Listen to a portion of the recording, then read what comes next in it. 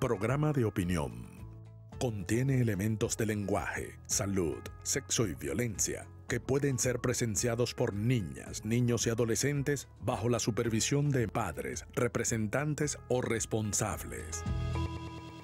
El presidente de Colombia, Gustavo Petro, se encuentra en Venezuela, cuarta vez en nuestro país. Vamos a ampliar esta información el día de hoy. A las 7 de la noche, bienvenidos a Francas Noches.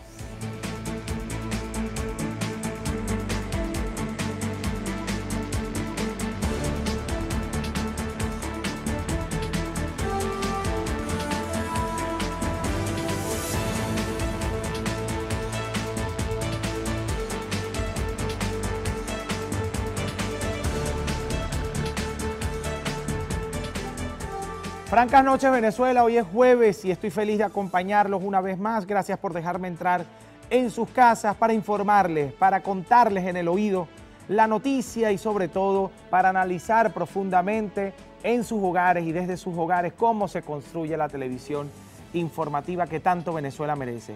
Hoy el equipo técnico y de producción muy contento también de acompañarlos en este programa. Aquí tengo a todo el tren de camarógrafos felices como siempre de llevar a cabo Francas Noches, aunque son las 7 de la noche, aunque muchos quieren estar en sus casas en este momento descansando, aquí hay un equipo trabajando duro para llevarles a ustedes información de altísima calidad. La mejor información del país en Canal I, que está apostando por la televisión informativa que tanto Venezuela merece. El día de hoy un programa bastante interesante porque llegó a Venezuela el presidente de Colombia, Gustavo Petro. Una vez más se reúne con el presidente venezolano Nicolás Maduro para hablar de distintos temas, entre ellos el tema del libre comercio, la reapertura fronteriza definitiva. Por supuesto habrán tocado el tema de las mesas de negociación que desean establecer con el Ejército de Liberación Nacional, en donde Venezuela ya formaba parte interesante. Vamos a ampliar esta información. El presidente de la República de Colombia, Gustavo Petro, que ya se encuentra en Venezuela estableciendo nuevos acuerdos con el mandatario nacional Nicolás Maduro Moro, ha dicho que se encuentra complacido de visitar una vez más nuestro país. Escuchemos este reporte. Con la llegada de Gustavo Petro a la presidencia de Colombia, se reactivaron las relaciones diplomáticas, políticas y comerciales que se encontraban rotas desde el 23 de febrero del año 2019, cuando el expresidente Iván Duque desconociera el gobierno de Nicolás Maduro. Pero una vez que Petro llega a la presidencia, surge de inmediato un cambio político, cuando el 1 de noviembre de 2022 se realizó el primer encuentro en el Palacio de Miraflores. Desde ese entonces se inició a establecer una agenda de cooperación bajo los principios de respeto mutuo, autodeterminación y complementariedad. Para el 7 de enero de este año, ambos mandatarios se reúnen con carácter extraordinario. Una vez más, el Palacio de Miraflores fue el lugar para acordar y reactivar espacios de concertación y diálogo. Un nuevo encuentro se aproxima el 16 de febrero, justamente en la frontera colombo-venezolana, en la llamada Tienditas. Petro y Maduro firman una alianza para alcanzar este año 2023 la meta de $1.800 millones en operaciones comerciales. Este cuarto encuentro, que se realiza este jueves 23 de marzo, busca avanzar en el fortalecimiento de las relaciones que se han venido concretando. Justamente en este momento el presidente de la República, Nicolás Maduro, se encuentra despidiendo a su homólogo colombiano Gustavo Petro, que como lo escucharon en el reporte, ha decidido entablar conversaciones con Venezuela, ha decidido reabrir las relaciones diplomáticas, ha decidido restablecer las fronteras con Venezuela y sobre todo hablar sobre el tema del libre comercio. Y hablar sobre el tema del libre comercio entre Colombia y Venezuela es hablar definitivamente de la frontera más activa del sur del continente americano. ¿Y por qué decimos esto? Es una frontera en donde sabemos que incluso estando cerrada oficialmente, el paso de bienes y servicios era constante, tanto de Colombia hacia Venezuela como de Venezuela a Colombia, incluso en los momentos más difíciles en el ámbito de la economía venezolana. ¿Por qué? Porque existen ciertas trochas que estaban siendo controladas por algunos grupos subversivos, en este caso grupos beligerantes, porque han sido reconocidos por las autoridades tanto colombianas como venezolanas, que se han sentado en mesas de negociación para hablar de la conversión de ciertos grupos de Colombia o grupos que en algún momento fueron considerados insurgentes, pero cuando ya se le da carácter jurídico pasan a ser grupos beligerantes. Estaban siendo controladas estas trochas y siguen siendo controladas estas trochas por estos grupos. Han tenido que convivir y tratar de convivir las personas que viven en las zonas fronterizas con estos grupos. Pero más allá de eso, una vez que se reabre la frontera colombo-venezolana para el paso general, y cuando digo para el paso general, porque es que en el puente también, si ibas como peatón, era posible atravesar el puente, incluso sin pasaporte venezolano o sin pasaporte colombiano. ¿Qué pasaba en esta frontera colombo-venezolana? Que si pasabas por la trocha había un control exacerbado por parte de estos grupos beligerantes que te cobraban un paso mínimo, pero si pasabas por el puente en momentos donde no existían relaciones, también existía un cobro y no necesariamente por grupos insurgentes o beligerantes, sino por personas uniformadas que eran parte de los grupos oficiales de ambas naciones. Así que hay que estar muy atento con lo que ocurre en la frontera y yo espero que esto haya sido un tema de conversación entre el presidente Nicolás Maduro y su homólogo colombiano, Gustavo Petro. Seguimos avanzando en el contenido, vamos a hablar ahora de Estados Unidos y Venezuela, seguimos hablando de relaciones, en este caso, no tan buenas noticias, las sanciones de Estados Unidos que pesan sobre Venezuela han causado que el país se deje de percibir 99% de divisas y caiga la producción petrolera en un 85% entre los años 2014 y 2020. Esto de acuerdo a lo manifestado por la vicepresidenta de la República, Delcy Rodríguez. Y citamos: a través de su cuenta en Twitter, Rodríguez aseguró que PDVSA dejó de obtener más de 230 mil millones de dólares, afectando seriamente la capacidad productiva de la industria. El Producto Interno Bruto se contrajo 3/4 partes y la economía dejó de generar 642 mil millones de dólares, socavando la capacidad productiva de todos los sectores de la economía. Esto fue lo que dijo la vicepresidenta de la República, Delcy Rodríguez, a través de su cuenta en la red social Twitter, que además ha sido bastante controversial este tuit porque nos hicieron esperar las críticas a las declaraciones. Ciertamente existe unas sanciones por parte de los Estados Unidos y quienes acompañan a los Estados Unidos en esta planificación sancionatoria, pero muchas personas se referían en las redes sociales a lo previo a estas sanciones, previo al año 2014, cuando ya existía la revolución del siglo XXI en Venezuela, que pasaba con la economía, que pasaba con los salarios. Ciertamente las sanciones han sido las únicas culpables de lo que ocurre, y si han sido las únicas culpables de lo que ha ocurrido con la industria petrolera, la economía, el Producto Interno Bruto, ¿por qué se abren estas investigaciones y se acusa de manera directa hoy situaciones dentro de la empresa petrolera venezolana que están vinculadas a la corrupción?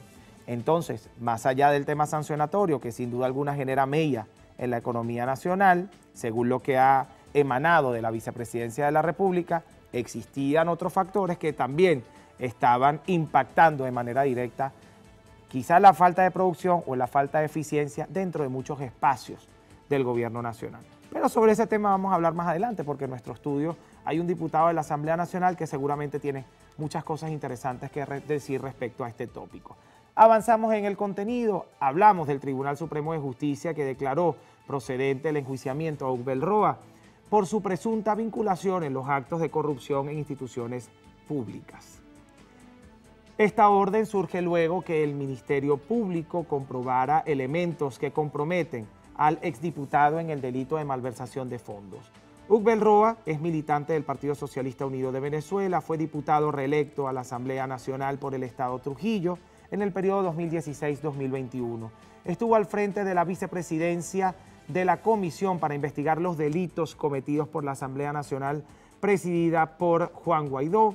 Otras de sus funciones es el ejercicio como ministro de Educación Universitaria, Ciencia y Tecnología, y el pasado 30 de noviembre de 2022 asumió la vicepresidencia territorial del Partido Socialista Unido de Venezuela en el estado Nueva Esparta. Además de esto, es necesario también destacar la rapidez con la que ha actuado el tribunal. Ahora no hay retardo en el caso de Ugbel Roa ni en el caso de estas personas que están siendo en este momento investigadas por la Fiscalía General de la República. Es decir, ya se abre, se procede al enjuiciamiento de Ugbel Roa, mientras algunos casos desde el año 2014 y desde el año 2017 todavía no han sido procesados por el Tribunal Supremo de Justicia. Así que es importante también que se equipare un poco el trabajo entre el tribunal de lo que hace en este momento con las personas que están acusadas por corrupción y la rapidez con la que ha actuado, y otros casos que también están vinculados al ámbito político, que están esperando, no solo porque realmente, que se tome una decisión respecto al enjuiciamiento, sino que ya una vez que se inicia con el proceso de audiencia, se toma una decisión posterior a estas audiencias. Entonces, bueno, hay un tiempo procesal que está establecido dentro de la norma que debe ser cumplido. En el caso de Ubel Roa se ha cumplido a cabalidad. Avanzamos en el contenido. El presidente de la Asociación Venezolana de Capital Privado, Oscar Doval, aseguró que es necesario elevar la producción petrolera para lograr el bienestar económico que el venezolano necesita. Si nosotros no logramos realmente aumentar la producción petrolera de manera sustancial, estamos hablando de pasar esa barrera de los 700.000 barriles diarios que tenemos hoy en día, probablemente a más de 1 millón de barriles diarios, es muy difícil que veamos una traducción de eso en bienestar económico sostenido, en crecimiento económico. Llegamos ya como una especie de límite o techo en lo que puede ser mejora económica a expensas solamente del sector comercial o sector terciario de la economía. Doval también considera que se otorguen licencias a multinacionales extranjeras similares a Chevron con la finalidad de estabilizar la economía en el país. El diputado de la Asamblea Nacional, Pedro Rojas, se pronunció respecto al presunto robo a PDVSA y enfatizó que los responsables de este delito deben pagar ante la justicia venezolana. Escuchemos. $1 millón es muchísimo dinero, que no se va de la noche a la mañana y que un buque no se puede cambiar, no se puede modificar de la noche a la mañana. Y estamos hablando de 17 o 27. Es que esto es como una caja negra. Mientras más busca, mientras más hurunga, mientras más revisa, es más amplio. Porque los responsables tengan que enfrentar la justicia. No, ya basta de que tú robarle al Estado un error. ¿Qué es eso? Es una sinvergüenzura, chicos. Entonces vamos de verdad a buscar la gente. Porque no es el de ahorita. ¿Y los de antes? Rojas solicitó a los organismos de seguridad del Estado dar respuestas contundentes para que los venezolanos sientan tranquilidad y confianza hacia la justicia en el país. Nosotros tenemos que seguir en nuestro programa Francas Noches, más allá del contenido informativo que hemos revisado el día de hoy. En la próxima parte nos acompaña en estudio un diputado de la Asamblea Nacional por el Estado Zulia, que seguramente responderá a las preguntas francas con mucha franqueza. Recuerden que la silla franca tiene un medidor y nosotros vamos a saber si se responde con franqueza o no. Ustedes también lo pueden interpretar en sus hogares, trabajando desde allá para construir la televisión informativa que tanto merece Venezuela y participando a través de las redes sociales. @JalimNaim en Twitter e Instagram, @NoticiasCanalí, disponible para ustedes. Y por supuesto la etiqueta Francas Noches para hacer llegar dudas, sugerencias y comentarios. Ya volvemos con más.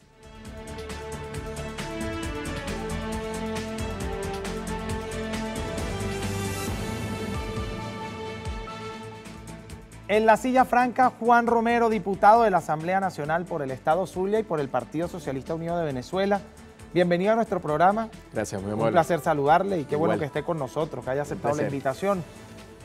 Porque además es en unos días tan álgidos, y yo digo álgidos porque a nivel de periodismo han sido álgidos, complicados para informar, porque ciertamente, y por lo delicado del tema, ha habido cierta opacidad, y es lógica, además, en ciertos casos, porque a nadie le gusta hablar de los malos que tiene en su casa, ¿no? Entonces, la opacidad es lógica, aceptable, pero a nivel periodístico ha sido complicado. Y usted ha hecho televisión, es historiador además y politólogo. Correcto. Y sabe de lo que le estoy hablando. Pero a nivel político, a nivel del Parlamento, también se están viviendo momentos difíciles, porque estas investigaciones pueden tocarle la puerta a cualquiera y a cualquiera incluso que haya estado vinculado por un mensaje, porque ya la Fiscalía General de la República ha activado el rastreo además a nivel telefónico.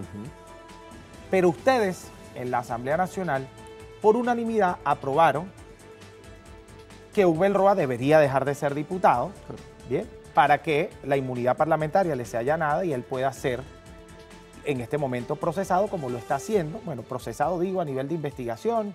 Ya en este momento se dice que tiene los destellos, se vislumbran los destellos de cosas irregulares dentro del accionar de Ubel Roa en instituciones del Estado y que por supuesto pasan al proceso siguiente dentro de tribunales. Le pregunto, diputado Juan Romero, y con esto le doy la bienvenida.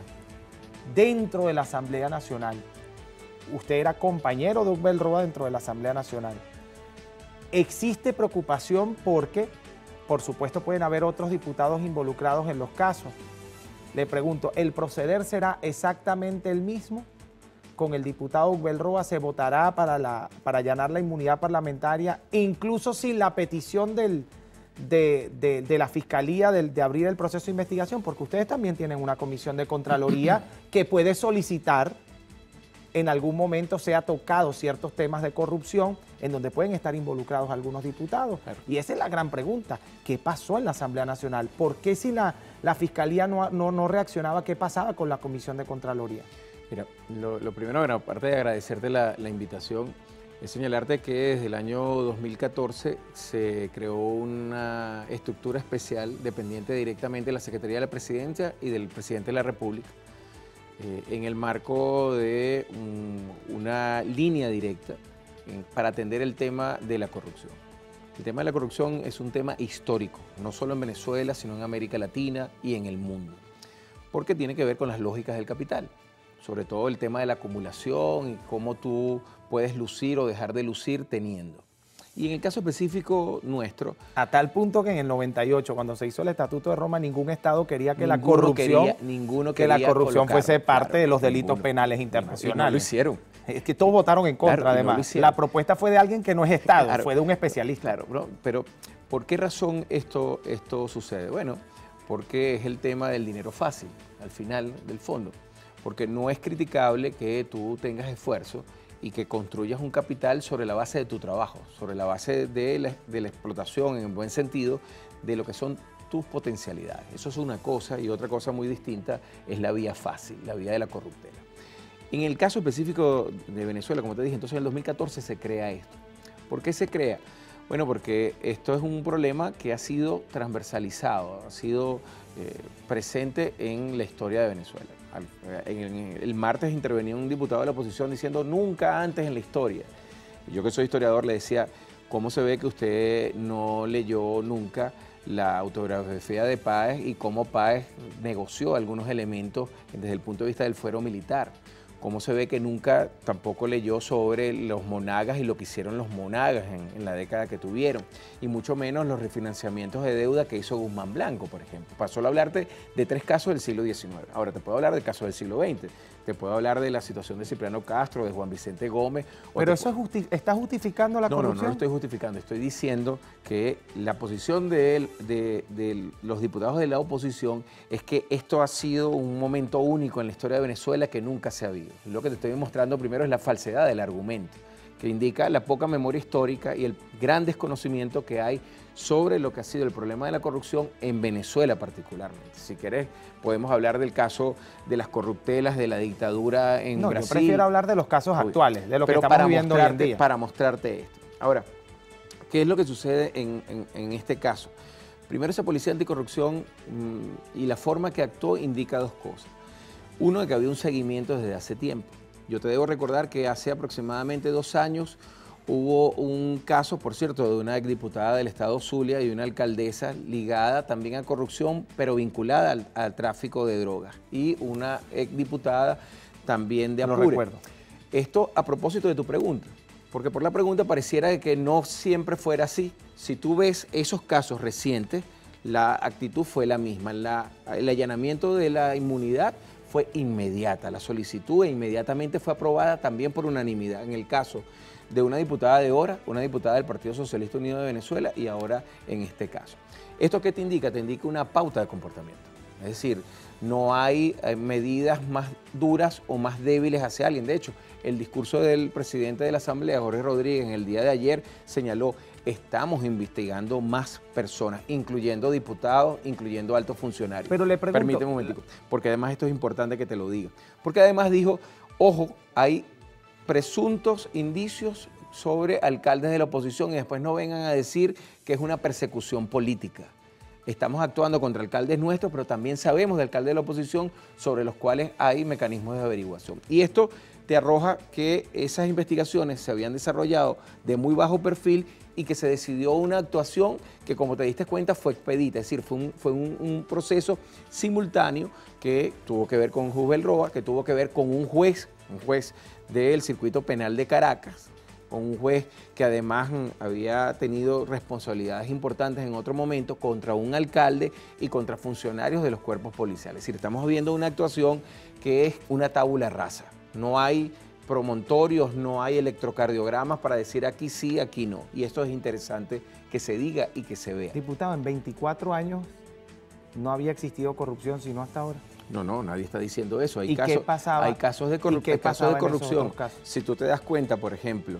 Porque esa caja de Pandora puede abrirse claro, sin problemas. Claro, pero si tú te das cuenta, hay algunos casos que en algún momento presentó Isaías Rodríguez cuando fue fiscal general de la República, ¿no? Hay otros casos que fueron incluso denunciados por esta exfiscal que está en el exterior, que se fue, Luisa Ortega Díaz. Y hay una cantidad de casos que han sido presentados, porque hay algo que hay que reconocerle a Tarek que ya marcan un precedente. Que hay que reconocerle a Tarek Aizami, es precisamente la insistencia sobre esto. Incluso el mismo Tarek William Saab y Tarek El Aizami fue a entregar a la Fiscalía unos casos sobre corrupción de PDVSA hace aproximadamente unos 4 o 5 meses anteriormente. ¿Dónde está Tarek El Aizami? Tarek El Aizami renunció a su cargo y está aquí. No ha huido del país, está a la disposición tanto de lo que decide la Asamblea, que como tú debes saber, y eso también lo discutimos ayer, tiene a través de la Contraloría, como tú muy bien señalaste, labores de Contraloría, de control de la acción de los órganos públicos, claro, en totalmente. este caso, ¿no? Le corresponde además, es su trabajo, para eso fueron... Para eso está la comisión de Contraloría existente que la dirige el mayor general Rodríguez Cabello en situación de retiro, es el responsable de esa comisión de Contraloría. Ahí está Mario Silva, están otro conjunto de actores que de alguna manera han venido estableciendo casos que yo creo que es necesario llegar hasta su más profunda investigación, sin ningún tipo de delimitación. Hay una discusión, y tú lo decías en algún momento, bueno, esto internamente puede generar un resquemor. Yo pienso que no. Y te lo respondo con una frase de un poeta español, Miguel Hernández, dice: hay ruiseñores que cantan en medio del humo y del ruido de la metralla. Y yo creo que esto muestra evidentemente una convicción para atender un tema que es necesario. Chávez llega al poder en 1998 con un discurso contra la corrupción que había caracterizado la última etapa de la democracia. Y yo creo que hay de alguna manera una necesaria vinculación con respecto a ese hacer. Hay una deuda histórica en ese sentido. Se ha atendido, quizás no con la crudeza que debíamos haberlo atendido. Y yo creo que esto que está sucediendo con Hubel Roa es una buena muestra de una determinación política en cuanto a la acción sobre un tema tan álgido como es la malversación y la mala utilización de los recursos del Estado. Diputado, me tengo que ir a la pausa. En la próxima parte quiero que me responda lo siguiente. ¿Y en las sillas altas quién las investiga? ¿Y a los cercanos o más cercanos a las sillas altas quién los investiga? ¿Qué se está haciendo desde la Asamblea Nacional para esto? Ya volvemos con más.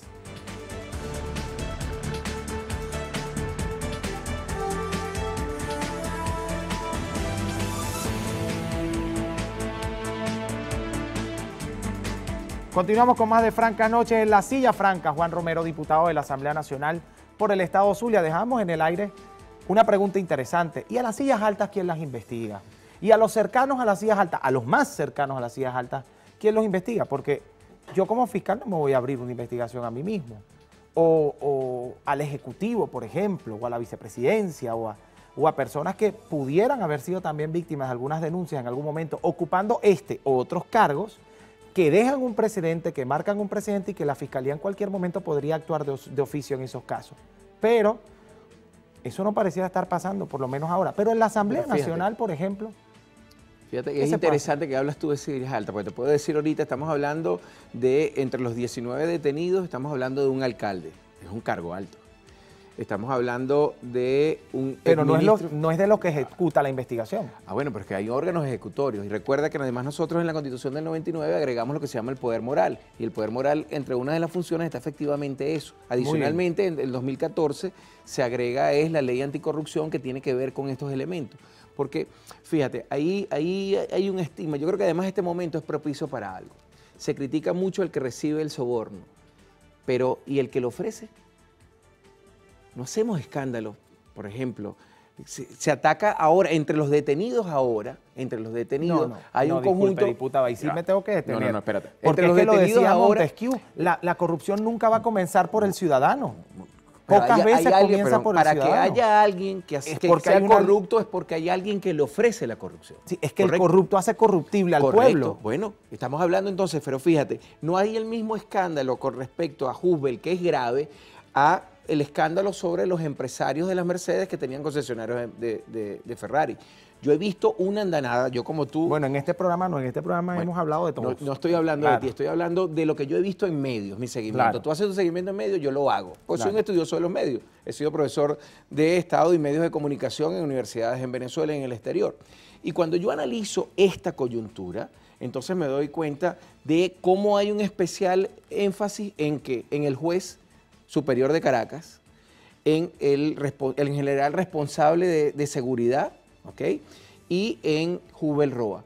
Claro. Pero cuando tú mides, vamos a hacer análisis de encuadre, ¿sabes de lo que me refiero? El framing, ¿verdad? Claro. Cuando tú haces análisis de encuadre, entonces ve la forma en la que se aborda la noticia de la corrupción, que es igual, o sea, son 19 individuos que están señalados por actos de corrupción, no es uno mayor o otro menor. Cuando tú ves el encuadre de los medios, ves que entonces enfilan hacia Husbel, hacia el funcionario policial, hacia el juez y hacia el alcalde. No nombran casi a los empresarios. Porque están arriba en la pirámide, diputado. Muy bien, pero a ver, si tú me estás citando a Montesquieu, y Montesquieu habla en el espíritu, en el espíritu de las leyes de la equidad de la sociedad, entonces no podemos establecer diferencia. Yo lo que te estoy dando contrarrespuesta a ti de cómo hay un abordaje y es igual de grave la situación. Por eso que te digo, es grave el funcionario que acepta el soborno como es grave el que le ofrece el soborno al funcionario. Porque no es que vamos a decir que es que el funcionario es el diablo y el otro es Caperucita Roja. No, no, no. Ambos tienen que ver con una acción que es profundamente antiética. Es evidentemente amoral e indudablemente necesita una respuesta contundente. Mi punto ¿cuál es? Y lo discutíamos ayer. Ese punto, no sé si viste ayer la sesión, eran 3 puntos y estuvimos casi 2 horas discutiendo el punto número 1. Claro. Y uno de los puntos que señalaba, vuelvo de nuevo a citar al presidente de la Asamblea, es que había que atender eso, no solo a los funcionarios, sino a los responsables. Pero además, yo te agrego algo como un aderezo. Le agrego una pimienta bien sabrosa, pimienta de cayena al guiso. Fíjate el ejemplo de los chinos, de lo que hacen. Y yo creo que esto también es interesante. Hay funcionarios que se señalan de enriquecimiento. Pero hay un tema sobre el cual nosotros debemos, como legisladores, avanzar. Y es, ¿qué hace el entorno familiar de esos funcionarios o el que tiene una riqueza de repente improvista? Porque lo disfruta la mamá, lo disfruta el papá, lo disfruta el hermano, el cuñado, el hijo. No se va a dar cuenta la familia que tú de repente vives en un apartamento clase media en Chacao y de la noche a la mañana te mudas a un apartamento en Terrazas de la Urbina y tu familia no va a decir nada. Tu familia no se va a preguntar de dónde sacas los recursos para ir a restaurantes y hacer viajes. Entonces te das cuenta que el tema de la ética es un tema que tiene que ampliarse, porque ahí hay una responsabilidad del funcionario que accedió, pero también hay una culpabilidad silenciosa de la familia que se hace la loca. Diputado, ¿qué le echa usted? Pimienta. Pimienta de cayena. Bueno, usted está más elevado. Que yo le voy a poner comino y le voy a decir, sí, es posible que ciertamente el ciudadano que ofrece el soborno pudiera estar dentro de la cadena corruptiva y que hay que investigar al funcionario y hay que investigar al ciudadano. Pero a quien verdaderamente hay que es al que acepta la corrupta. Es a la línea de mando, diputado. Entonces yo pregunto, ¿y a la línea de mando cuándo?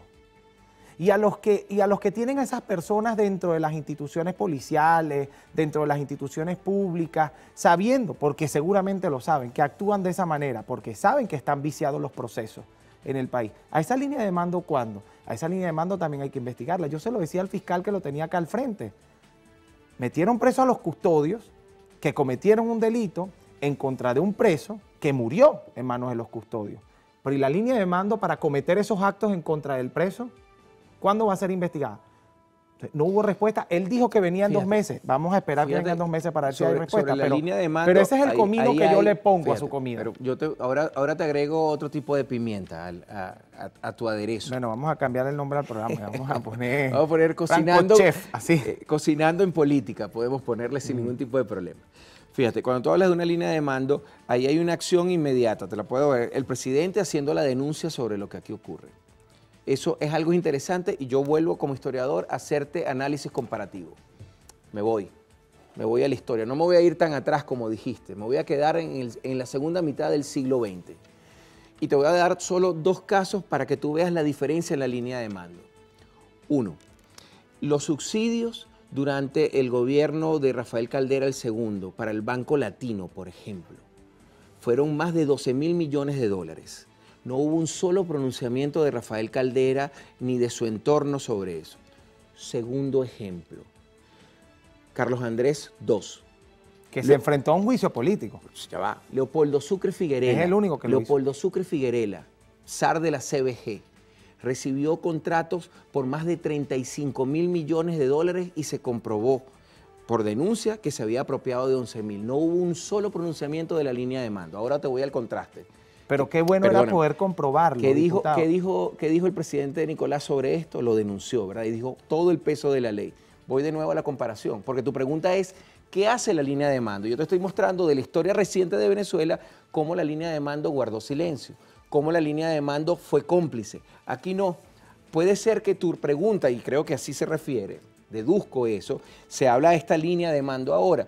Bueno, cada quien tendrá que responder indudablemente. Claro. ¿No? Creo que porque además la responsabilidad es individual. Y es la intención, que todos respondan. Y debe ser la intención. Claro. Ahora, de esta acción, de esta línea de mando, te puedo asegurar que hay más de un funcionario temblando porque debe estar pensando ahorita cómo oculto. Porque mi papá decía que el dinero mal habido es como la tos, no la puedes ocultar.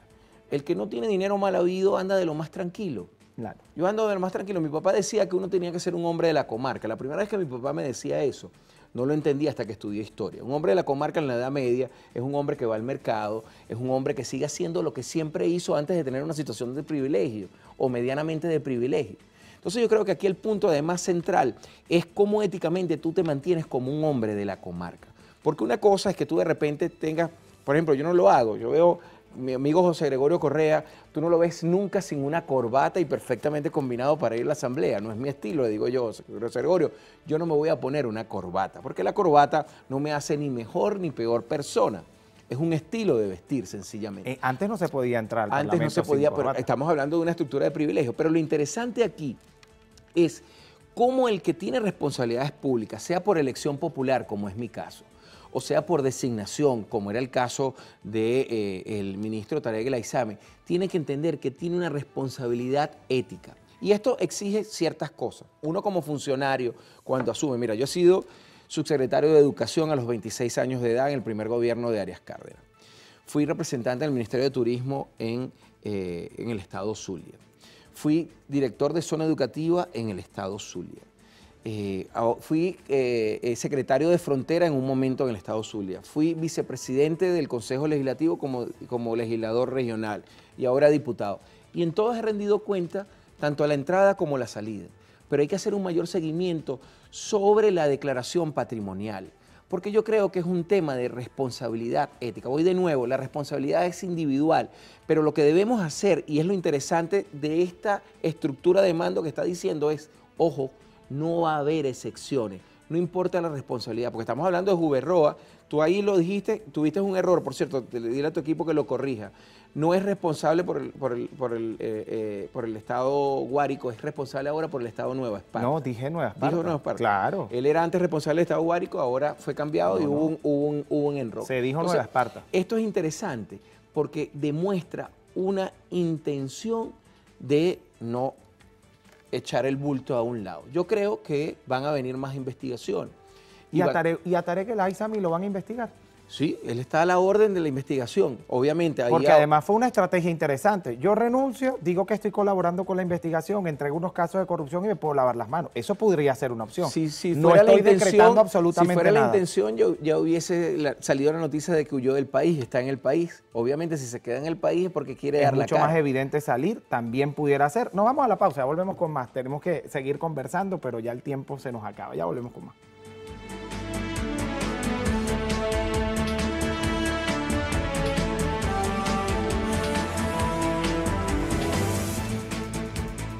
Juan Romero es diputado de la Asamblea Nacional por el estado Zulia, un estado bastante golpeado, diputado, por el tema de los servicios públicos sobre todo. Bien, y en gobiernos, y más golpeado, yo me sorprendí de algo, voy a decirle algo. Me sorprendí de lo mucho que en el estado Zulia quieren a Manuel Rosales. Muchísimo, la gente lo quiere. Hay una memoria positiva sobre su primera gestión. Sí. Y ahora pareciera que está trabajando bastante, aquí no estoy haciéndole propaganda absolutamente a nadie, pero quiero hablar de lo golpeado del estado Zulia, usted que es diputado por el estado Zulia y que estamos hablando de temas de corrupción. ¿Cómo se habla de transparencia en los gobiernos, en donde seguramente usted participó en alguno, porque me mencionó que ocupó varios cargos, cuando el Zulia decayó tanto justamente en esos gobiernos? Mira, es relativo. A ver, te habla un zuliano de Caracas, pero soy caraqueño, pero tengo muchos años viviendo en el Zulia. Ah, está viviendo en este momento en el Zulia. He vivido toda mi vida. Claro. Desde los 15 años que llegué, tengo 53 años. Desde los 15 años que llegué hasta ahorita he vivido en el Zulia. Porque mis padres, tanto mi papá como mi mamá, son del Zulia. Pero mi papá era profesor universitario y cuando se jubiló nosotros regresamos. Yo he hecho toda mi vida profesional, personal y académica en el Zulia. Y entonces tienes que ver algo. Uno, y tú hablabas al principio de las medidas coercitivas, de las medidas unilaterales coercitivas. Hasta el año 2012, este país tuvo ingresos por concepto solo de venta de petróleo de 59.000 millones de dólares. Entre 2012 y 2014 esa cifra pasó de 59.000 a 15.000, de 15.000 a menos de 10.000, para llegar en el año 2020 a 723 millones de dólares solo en ingresos. Y entonces ahí tienes que ver, cuando me imagino que además es gente del Zulia la que te dice, cuando tú ves eso en una sociedad como la zuliana, donde la actividad petrolera es una actividad sumamente importante, que representa cerca del 85% de la economía en su mejor momento de esplendor, y hablas específicamente de la costa oriental del lago, en donde estaba la mayoría de las empresas contratistas de servicios que proveían a PDVSA de válvulas, gomas, cauchos, lo que se te ocurra. Okay. Y entonces ves eso, te das cuenta cómo, por ejemplo, Ciudad Ojeda hoy no es ya no es Ciudad Ojeda, es Ciudad Urdaneta. Nosotros le cambiamos el nombre en ese momento en honor a Rafael Urdaneta hace aproximadamente 3 años. Y Ciudad Urdaneta no es lo mismo. Luego tienes que tener en consideración lo que se denominan las medidas coercitivas unilaterales de sobrecumplimiento. Es decir, las 928 medidas contra empresas, contra individuos, contra instituciones, también tienen algo que se llama sobrecumplimiento, que es un concepto. Es decir, tú de repente, Arín, tienes una empresa que no es una gran empresa, pero yo te he buscado a ti porque tienes contacto en la estructura de negocios internacionales, eres proveedor de válvulas, por ejemplo, para las tuberías de gas que yo necesito, y no eres un gran proveedor, pero tienes contacto, y yo te contacto a ti, a tu empresa, Arín Compañía Anónima, para que me traigas. Tú no eres un personal de gobierno, tú no apareces. Un privado, totalmente. Eres un privado. Y entonces, como tienes que hacer transacciones en el exterior, yo me doy cuenta porque la Oficina de Administración de los Estados Unidos hace seguimiento a todo aquel que compra o vende y que señala destino. Entonces está justificando todo con el tema del bloqueo. No estoy justificando, estoy hablando de una realidad que es mi realidad. Así como me dices tú que tú conoces Guayana, yo conozco el estado Zulia. Ah, eso lo dijimos en el corte. La gente no sabía que habíamos dicho eso. Lo que pasa es que se metió con Leopoldo Sucre Figuerela y quien viene de Guayana no acepta, no permite eso. Lo que pasa es que no era el tema de conversación en la entrevista y no puedo fijar posición de esa manera porque, bueno, como periodista tengo que respetar mi profesión. Ese es tu criterio. Pero en el corte... Yo no lo veo como un respeto en el de tu corte me profesión. quité el saco de periodista y me puse contrario, el si de- no lo hicieras me parecería criticable, porque además el de yo creo que hay guayanés. que ser vehemente en la defensa de las discusiones, porque además creo en Aristóteles decía que la inteligencia realmente se mide por la capacidad de entender al otro aún estando en desacuerdo. Bueno, delante de un guayanés no lo vuelva a hacer. Oye, diputado, no se meta con Leopoldo Sucre Figueroa. Lo haré, soy testarudo. Diputado, bueno, Pero yo le digo fíjate, lo de no la te estoy diciendo que justificación, justifico. porque es que el gobierno generalmente, cuando se hace algún tipo de crítica por ineficiencia, por falta de fondos, porque no se le puede pagar el salario a los maestros, y digo no se le puede pagar, estoy citando lo que se ha dicho desde el Ministerio de Educación. La ministra Yelitza ha dicho que no se puede, que no pueden alcanzar ese monto ¿Tú sabes por qué dice eso? de los maestros. Te pregunto como ahora a ti como periodista, ¿tú sabes por qué dices eso? Porque tú estás criticando, Bueno, pero yo ¿sabes la verdad, por qué? Yo la No verdad lo sabes. pudiera saber, pero no estoy aquí No, para ok, responder bueno, pero preguntas. yo estoy sé aquí que voy a para responder. hacerlas. ¿Tú sabes cuántos empleados públicos y jubilados tenemos nosotros en total? ¿No tienes idea? ¿No? Puedo saberlo, pero no tengo por qué Ok, responder. bueno, pero yo sí te voy a responder para darte argumentos, porque a mí me gustan este tipo de discusiones.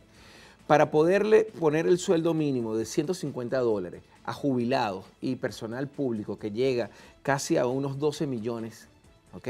Se necesitan 13.500 millones de dólares solo para eso. Ahora te vuelvo a preguntar a ti. ¿Tú sabes cuánto fue el estimado de ingresos del año pasado y cuánto es lo proyectado en el presupuesto del 2023? No me vas a contestar. Claro, le vuelvo De a nuevo, responder ok, como muy le bien, voy a responder 5.500. Yo te pregunto, si tú necesitas para mantener tu hogar 13.500 y solo tienes 5.000, ¿cómo haces? Es imposible, ¿verdad? Matemáticamente. Bueno, ahora yo te voy a dar un segundo argumento, porque a mí me gusta este tipo de discusión. No, Porque no es una discusión, diputado, No, es una entrevista. perdóname, no lo tomes a mal. No, no, Búscate en para el nada. diccionario de la Real Academia lo que es una discusión, Sí, una conversación. y es una conversación con argumentos. Qué bueno que lo vea como una conversación. No, es que yo lo veo Está así. muy bien. ¿Ok? Entonces, si tú te das cuenta, te doy este dato. En el año 2007, Venezuela tenía un ingreso entre sueldo mínimo y sueldo integral de $527. Era casi el doble de la media de América Latina. ¿Por qué lo teníamos? Tú en algún momento también en off decías la razón. Tuvimos un precio del petróleo, un barril de petróleo a más de $100.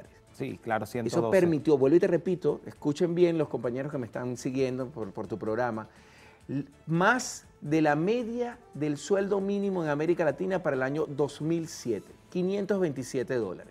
Si lo vas a comparar ahora, donde pasaste, vuelvo y repito la cifra para el que no me escuchó, de haber obtenido 59.000 millones de dólares en ingreso para el año 2013, haber pasado en el año 2020 a 727 millones de dólares, usted me dirá cómo podemos hacerlo. Puedo darle otra cifra, que no me la estás pidiendo.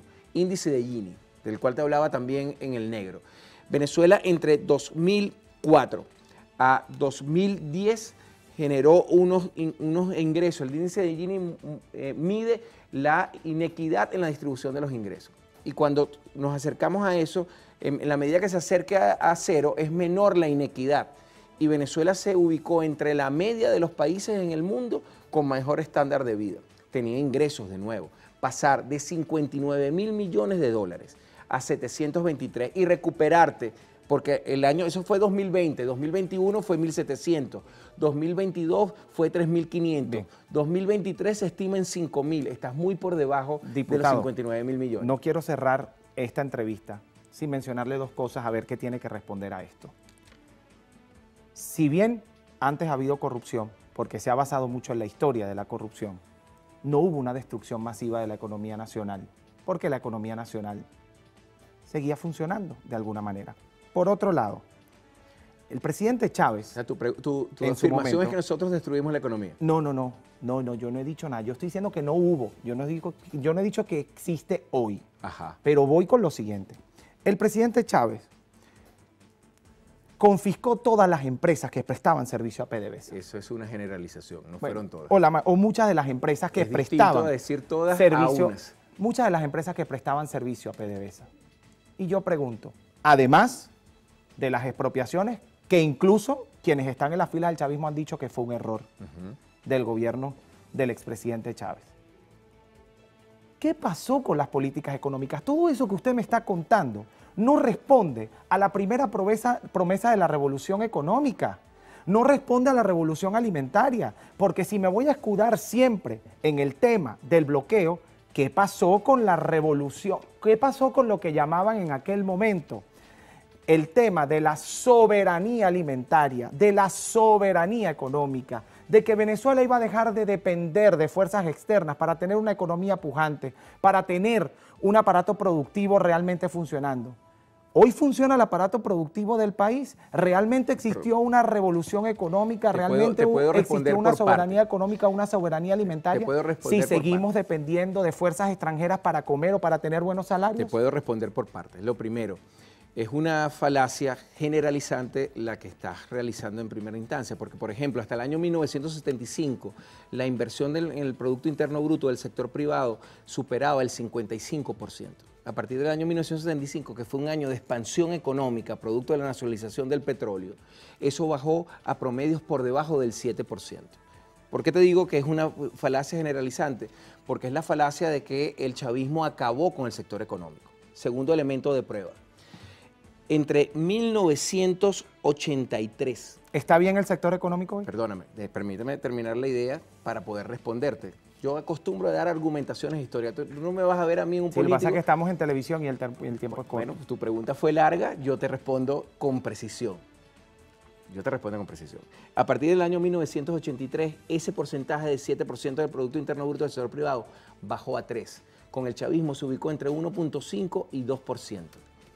El sector privado que dice que este país es incapaz, etcétera, no aporta ni el 2% de los ingresos en divisas. Lo ha mejorado en los últimos años. Segundo elemento que te voy a decir. Entre 1973, época de la nacionalización, hasta el año de la Ley Orgánica de Hidrocarburos, el sector privado se le destinó 825.000 millones de dólares, de los cuales se apropió de más del 60%, 625.000 millones de dólares. Entonces, decir que el chavismo acabó con el sector privado es una falacia. Tercer elemento. No fue lo que dije.